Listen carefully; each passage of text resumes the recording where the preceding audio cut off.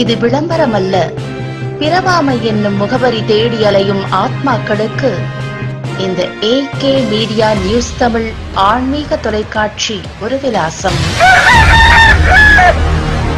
கன்னியாகுமரி அருள்மிகு பகவதி அம்மன் கோவிலில் வைகாசி பெரும் திருவிழா தேரோட்டம். பக்தர்களும் சுற்றுலா பயணிகளும் வடம் பிடித்து இழுத்து 4 ரத வீதிகளும் வலம் வந்து அம்மன் பக்தர்களுக்கு அருள்பாலித்தார். பிரசித்தி பெற்ற கோவில்களில் ஒன்றான கன்னியாகுமரி அருள்மிகு பகவதி அம்மன் கோவில் ஆண்டுதோறும் வைகாசி மாதம் 10 நாட்கள் விசாக பெரும் திருவிழா நடைபெறுவது வழக்கம். அதேபோல் இந்த ஆண்டுக்கான வைகாசியில் நடக்கிறது. விசாக பெருந்திருவிழா கடந்த 21ஆம் தேதி கொடியேற்றத்துடன் தொடங்கி இந்த திருவிழாவானது சனிக்கிழமை வரை 10 நாட்கள் தொடர்ந்து நடைபெறுகிறது. விழா நாட்களில் தினமும் காலை 5 மணி மற்றும் காலை 10 மணிக்கு அம்மனுக்கு சிறப்பு அபிஷேகம், 11:30 மணிக்கு அலங்காரம், தீபாராதனை, நண்பகல் 12 மணிக்கு சிறப்பு அன்னதானம், மாலை 6 மணிக்கு சமய உரை, இரவு 7 மணிக்கு பாட்டு கச்சேரி, 8 மணிக்கு பரதநாட்டிய நிகழ்ச்சி, 9 மணிக்கு அம்மன் வாகனத்தில் வீதி உலா வருதல் ஆகியவை நடைபெறுகிறது. கன்னியாகுமரி அருள்மிகு பகவதி அம்மன் கோவில் வைகாசி பெருந்திருவிழா தேரோட்டம் நடைபெற்று அம்மன் திருத்தேரில் எழுந்தருளி பக்தர்களுக்கும் சுற்றுலா பயணிகளுக்கும் வடம் எழுத்து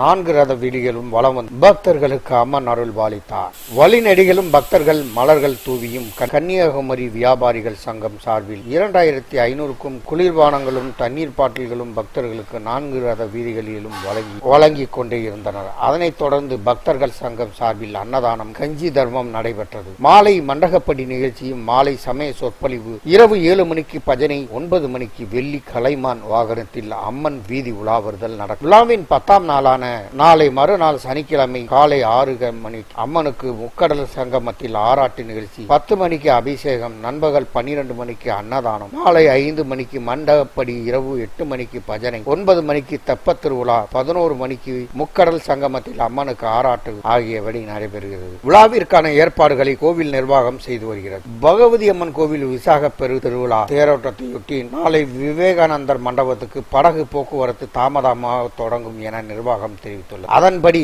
தற்போது காலை 7 மணிக்கு தொடங்கும் படகு போக்குவரத்து 3 மணி நேரம் தாமதமாக காலை 10 மணிக்கு தொடங்கும். தேரோட்டத்தில் அனைவரும் கலந்து கொண்டு வசதியாக பூம்புகார் போக்குவரத்து கழக நிர்வாகம் இந்த ஏற்பாட்டை செய்துள்ளனர். கன்னியாகுமரியிலிருந்து தோவாலை செய்தியாளர் V. Kumaresh, AK media news Tamil.